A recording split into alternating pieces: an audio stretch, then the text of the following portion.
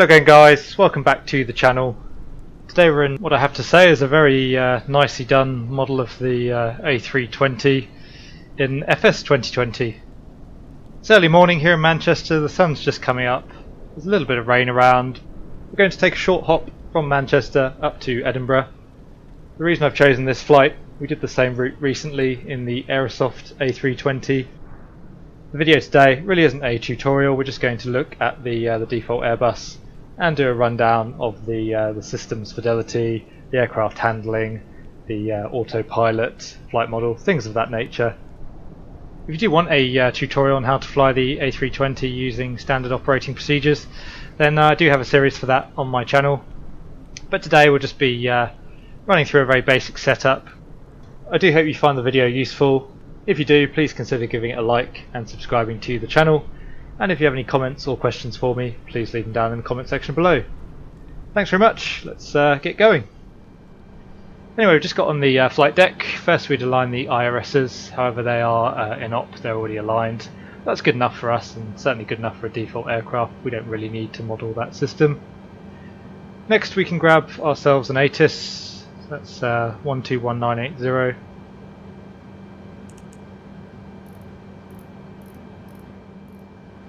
Okay, so the QNH 2971 we have set, they're using runway 23. We'll use runway 23 right just to keep the taxi a little bit shorter. It says heavy rain, that's definitely not being depicted in the sim right now. Anyway, continuing with the setup, so we come up to the overhead. And again, we'll just cover the switches that are relevant for the setup. So crew oxygen is on. Cockpit voice recorder, we should be turning that on right now, but that's in op. IRS as we talked about. Seatbelts, usually we'd have those off until we've refueled. We have refueled already today, but that switch is in op. Strobes go to auto, and nav and logo lights. There's usually two positions, system 1 and system 2. So this switch is slightly inaccurate, but we can still turn that on, so that's good enough. Lighting we'll just leave it as it is for now. Again, checking the lights are out. Cockpit and cabin temperatures, we'd usually have those at the 10 o'clock position, but those are in op. External power's connected as we said. Fuel pumps we can turn on. Hydraulics are good. And it doesn't look like we can do a fire test. Otherwise the overhead's good. Coming down to the forward panel. Just a quick scan round really. Brake accumulator pressures in the green. Check the date on the clock, that's in op.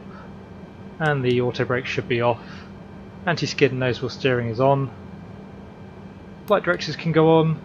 5,000 feet is good in the FCU. That is the stop height at Pole Hill for the departure. Coming down to the centre pedestal, radios you just saw me set. Radio management panel, haven't looked through that in too much detail yet. It does look like you can select various comms,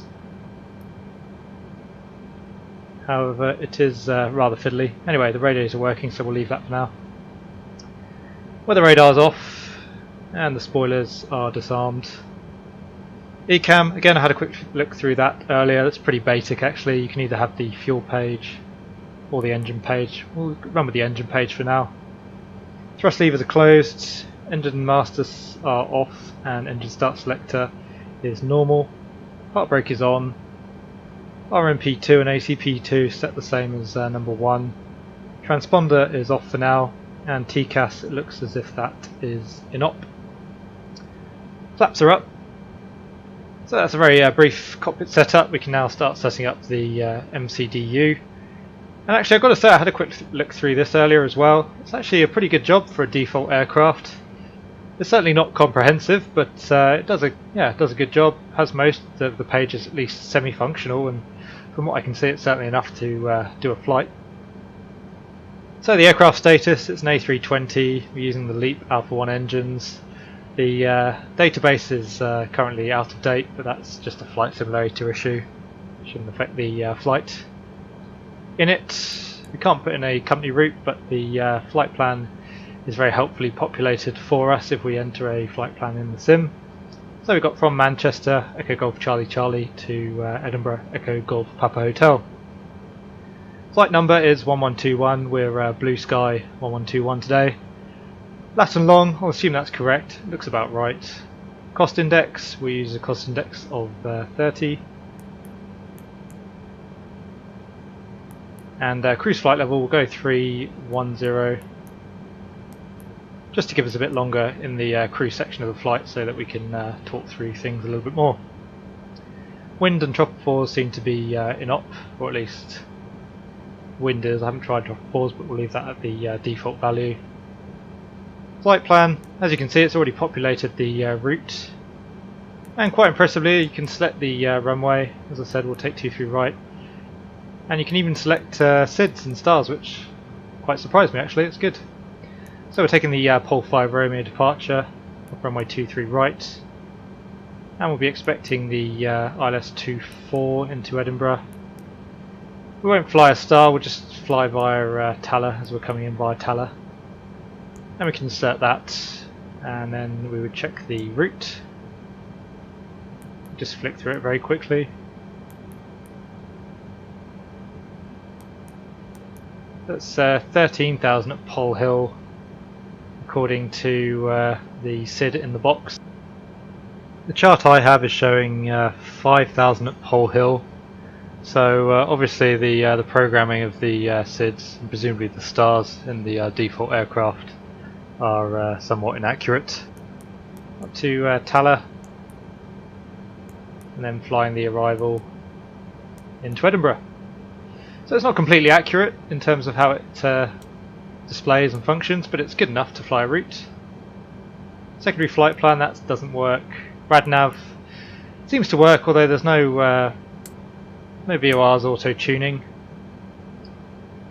Init B, we need a load sheet to get our zero fuel weight CFG. I'm not sure if that field actually works or not.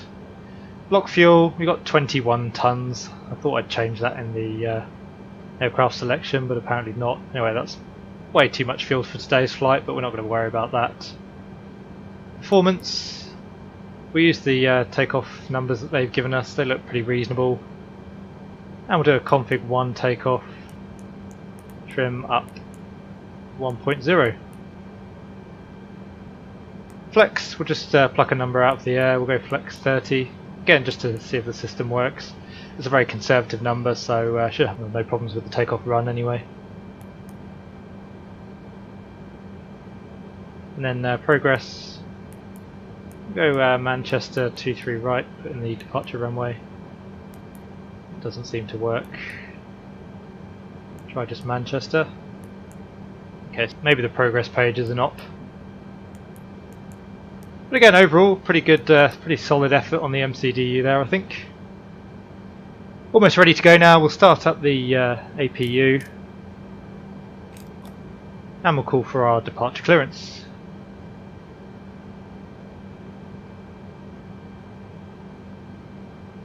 Manchester clearance delivery Blueski 1123 IFR to Edinburgh, ready to copy.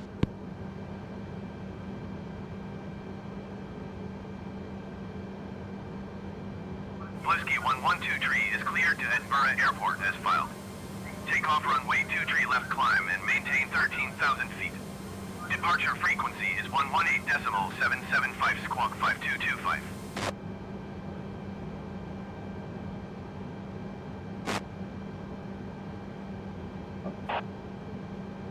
I've got to say, I'm not a big fan of the FS 2020 default air traffic system. I think it's actually worse than P3D and even FSX. It doesn't sound awfully realistic. It sounds quite computer generated. The sound is very tinny as well. And as you can see, the comms don't actually always work. You don't always get a voice read back, which is a little bit poor. It's one of the things I'm less impressed with in the sim overall. But anyway, we're cleared to Edinburgh as filed. Runway 23 left. We'll try and take runway 23 right, although he might not actually clear us to take off, but it's shorter for the taxi. And climb maintain 13,000 feet.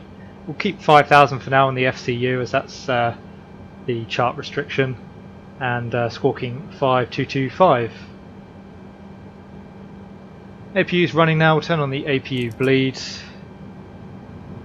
and we are cleared for the push and start.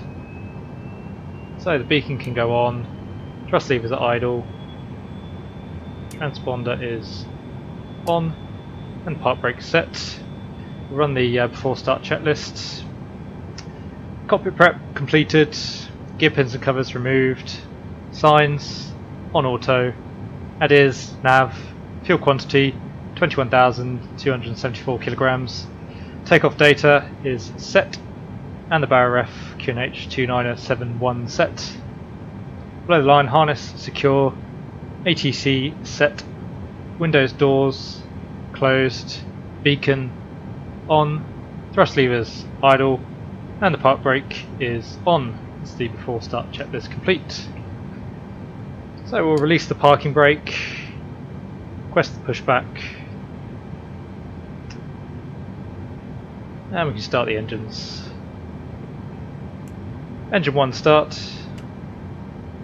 We'll monitor the startup on the engine display.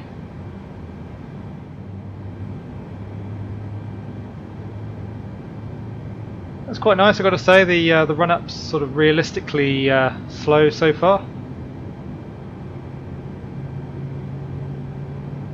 Okay, we're pushing back now.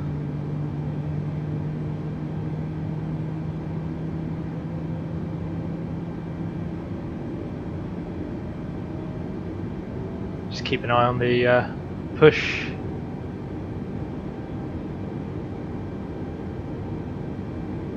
Yeah, so it should say available when the engine's fully running, but again a very minor niggle. Engine 2 start. Stop the pushback here.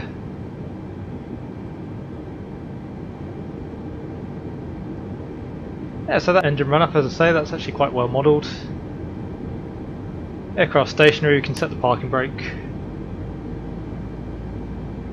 And the pushback tug is departing. Got to say, I mean, again, it's really nice to have all these little details in the sim without having to buy payware and get extra add-ons. Okay, so we've got 2 good starts. Engine start selector goes back to normal. Start the stopwatch, okay, that's an op. APU can go off. We reset the rudder trim. Arm the spoilers. Flaps 1. And we'll trim up 1.0. Doors page is in op. So the after start checklist, anti-ice is off, ECAM status checked, pitch trim up 1.0, rudder trim 0, and the ground crew are clear. That's the after start checklist complete. So we can call for taxi.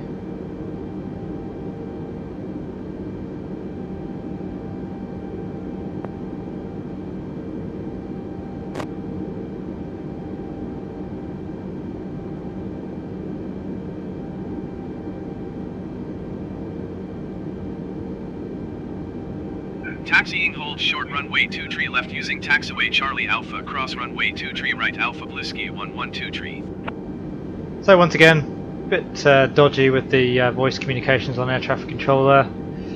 So we are cleared to runway 23 left. Again, I'm going to try and call them at 23 right, see what happens. Towers 119.405.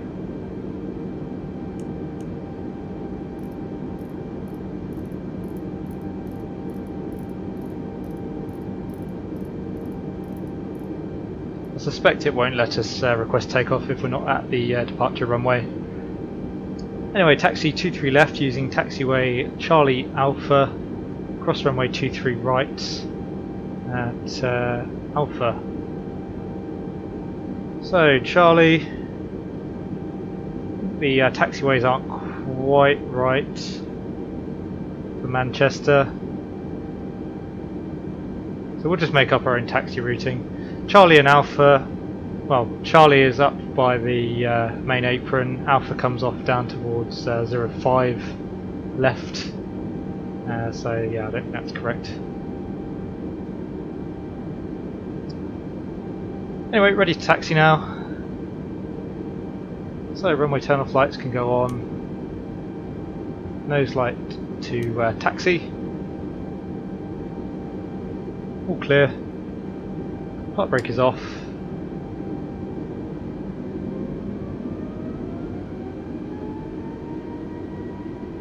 Just a little bit of thrust to get the aircraft moving. That's quite realistic.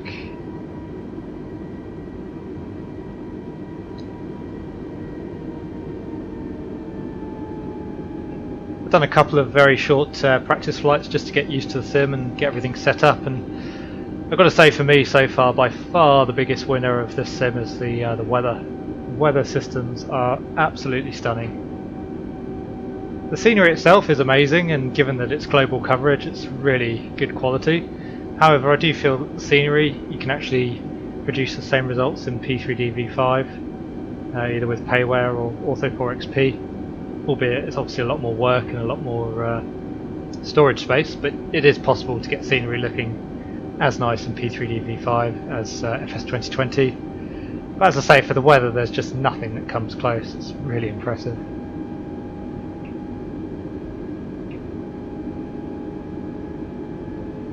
And the flight model in the other aircraft I've tried is pretty decent actually.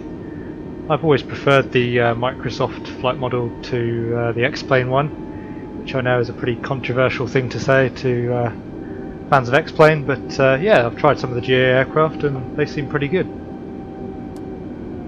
Let's try just changing over to tower now and see if he'll let us take off from 23 right. No. Okay, so we'll taxi onto 23 right here, and then we'll set up for runway 23 left. No one on final. Obviously this isn't very realistic, but we're not going to get too concerned about that today. So we'll just taxi down runway 23 right, and then we'll come on to Tango for runway 23 left.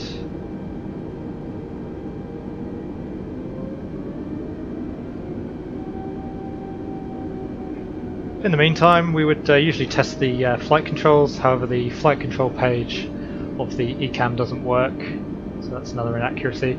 Again, not a big deal, but it does affect the ability to run through the normal processes. Anyway, we'll just test the flight controls anyway. So that's full up, full down, neutral, full left, full right, neutral.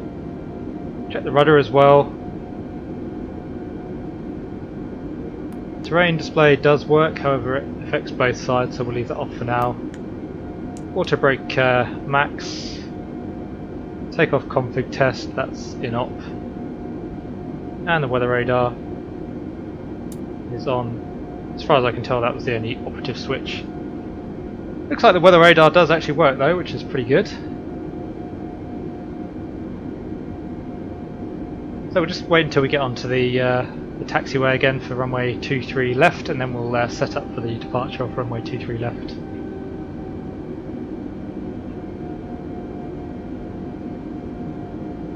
Now the aircraft taxis quite nicely, I have to say, so far. It doesn't need too much power to keep it moving, and it feels like it has some inertia, some weight to it, so yeah, not bad.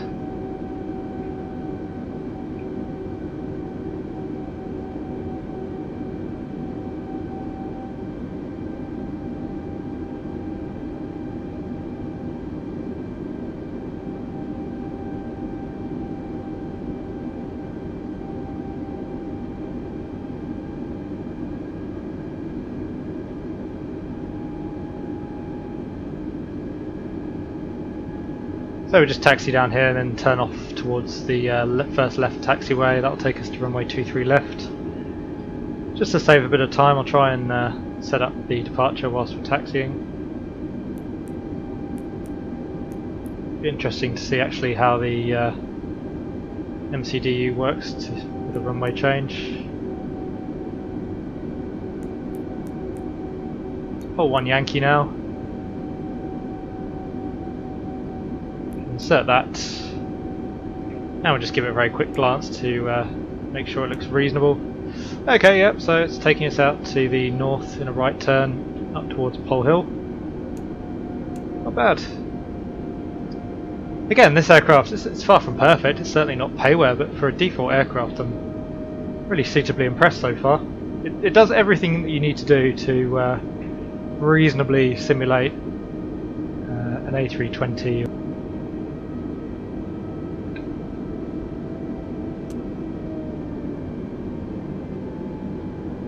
So we'll just stop here momentarily.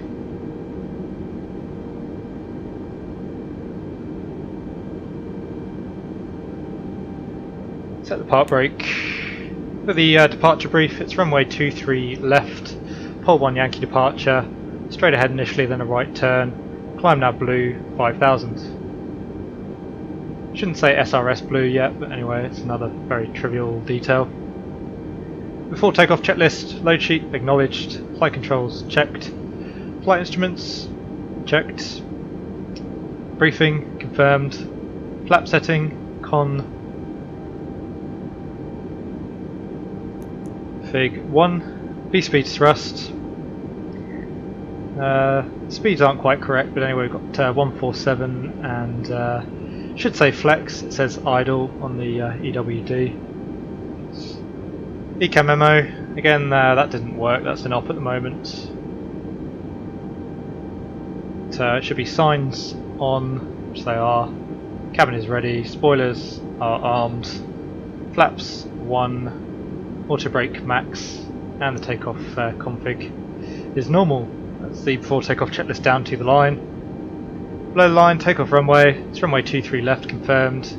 Cabin crew are ready, engine start selector is normal, and the packs are on. I suspect they're not. Yeah, anyway, again, absolutely fine. So that's the before takeoff checklist complete. We are now ready to go. However, we'll pause the video here. And we'll come back in part 2 for the takeoff and the cruise. Once again, if you enjoyed the video, please consider giving it a like and subscribing to the channel. And if you have any comments or questions for me, please leave them down in the comments section below and I'll do my best to answer them. Thanks very much, and I'll see you all again soon.